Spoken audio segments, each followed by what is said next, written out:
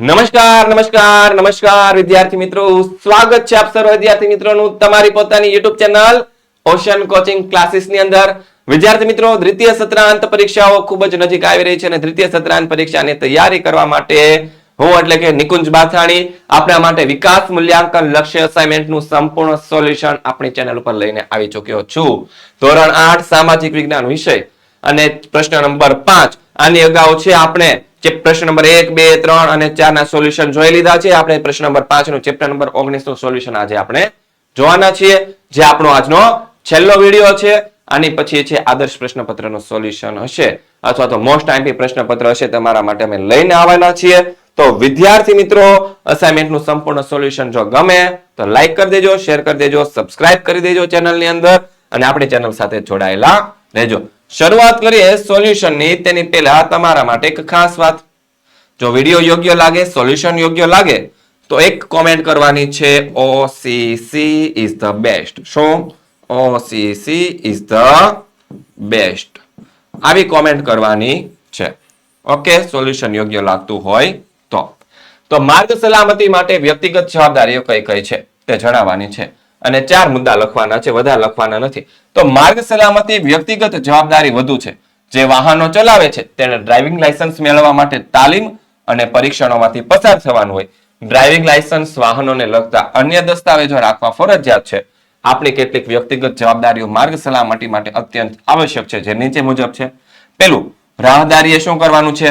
Zebra crossing પહેલા જ પસાર કરવાનું છે. પછી ડ્રાઇવિંગ કરતી વખતે મોબાઈલનો ક્યારેય ઉપયોગ કરવાનો નથી.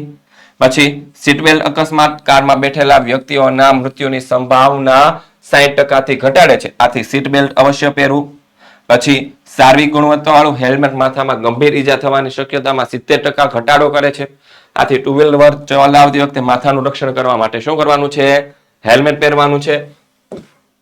વિદ્યાર્થીઓ, 8મા ધોરણની અંદર છો, દ્વિતીય સત્રાંત પરીક્ષા આવી ગઈ છે, તો તૈયારી કરવા માટે મોસ્ટ આઈએમપી જે પ્રેક્ટિસ પેપર છે અમે તમારા માટે બનાવેલા છે અને બધા જ વિષયના જે રેડી ટુ પ્રિન્ટ છે પ્રશ્નપત્ર, એના સોલ્યુશન સાથેની જે પીડીએફ છે, એક વિષયના પીડીએફ ની કિંમત છે માત્ર અને માત્ર 20 રૂપિયા. કેટલા રૂપિયા છે? 20 રૂપિયા છે. તો મંગાવી લેજો, પ્રેક્ટિસ કરજો, સારા એવા માર્ક્સ તમે મેળવી શકો છો.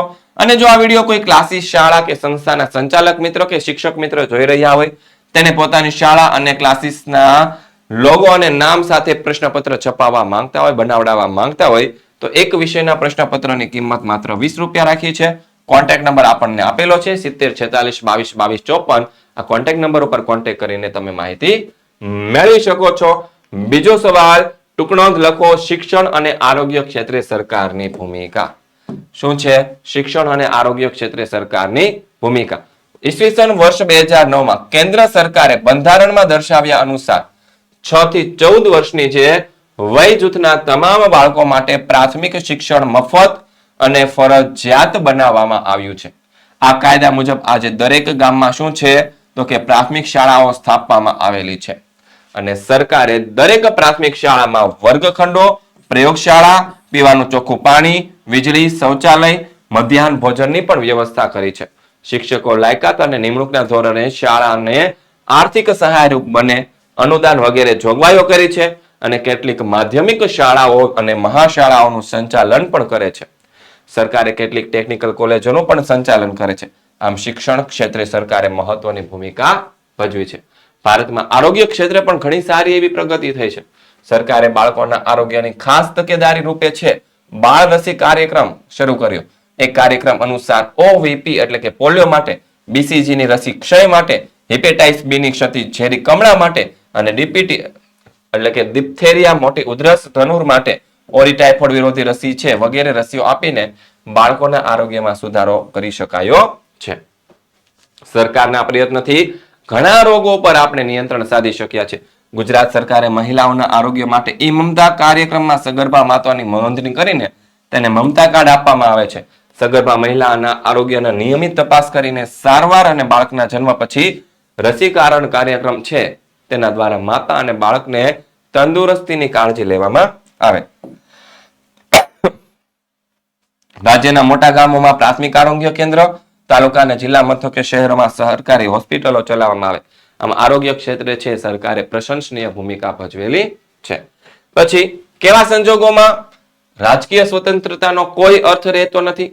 તો કે આઝાદી પહેલા ખૂબ લાંબા સમયથી ભારતીય પ્રજા હતી તે શું હતી? પરાધીન રહી હતી. અંગ્રેજોને તેના અગાઉના શાસકો હતા તે ભારતીય સમાજને માનસિક રીતે સંકુચિત રાખવાનો પ્રયત્ન કર્યો. તેના પરિણામ સ્વરૂપે આઝાદી પછી ભારતીય સમાજ અનેક પ્રકારના કુરિવાજોથી ઘેરાયેલો હતો અને દેશમાં શિક્ષણનું પ્રમાણ નહીવત હતું. સમાજનો મોટો સમુદાય પછાત સ્થિતિમાં જીવતો હતો. સમગ્ર દેશ આર્થિક અને સામાજિક રીતે કેવો હતો? અત્યંત વિષમ પરિસ્થિતિમાં જીવતો હતો. અને આ પ્રકારના સંજોગોમાં જો આર્થિક અને સામાજિક વિકાસ સાધવો એ દેશની સરકારની પ્રાથમિકતા હતી. કારણ કે સમાજનો આર્થિક અને સામાજિક વિકાસ સાધ્યા વિના રાજકીય સ્વતંત્રતાનો કોઈ અર્થ રહેતો નથી. ચોથો સવાલ કે સોશિયલ ઇન્ડસ્ટ્રીયલ ઝોનમાં સ્પેશિયલ ઇન્ડસ્ટ્રીયલ ઝોનમાં ઉદ્યોગ શરૂ કરવાથી મળતા લાભો જણાવો. તો જોઈએ, ઉદ્યોગ માટે જમીન છે બજાર ભાવ કરતા ઓછી કિંમતે મળે. ઉદ્યોગ પ્રકારનું મુજબ સબસિડી આપવામાં આવે. ઉદ્યોગ માટે જરૂરી પાણી અને વીજળી જેવી સુવિધાઓ વાજબી કિંમતે આપવામાં આવે. ઝોનમાં રોડ ગટર જેવી વ્યવસ્થા પૂરી પાડવામાં આવે. ઓછા વ્યાજની લોન આપવામાં આવે. કેટલાક સમય સુધી જુદા જુદા કરવેરામાંથી પણ મુક્તિ આપવામાં આવે. તો વિદ્યાર્થી મિત્રો, આ તો આપણું ચેપ્ટર નંબર 19 નું સંપૂર્ણ સોલ્યુશન પ્રશ્ન નંબર 5 ની અંદર.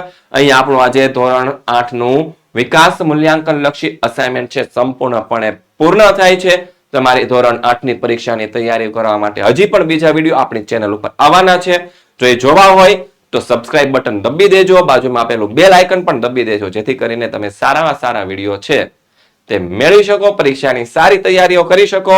અને જો વિડીયો સોલ્યુશન ઉપયોગી લાગ્યું હોય તો નીચે કોમેન્ટમાં એક વાત લખીને બતાવવાની છે તમારે. મને કઈ છે યાદ કરી લો, અથવા તો આપણી પહેલી સ્લાઇડ જોઈ લો, ખ્યાલ આવી જશે શું લખવાનું છે. ઓકે, તો મળીએ છીએ નેક્સ્ટ વિડીયોની અંદર. ત્યાં સુધી જય હિન્દ, જય ભારત.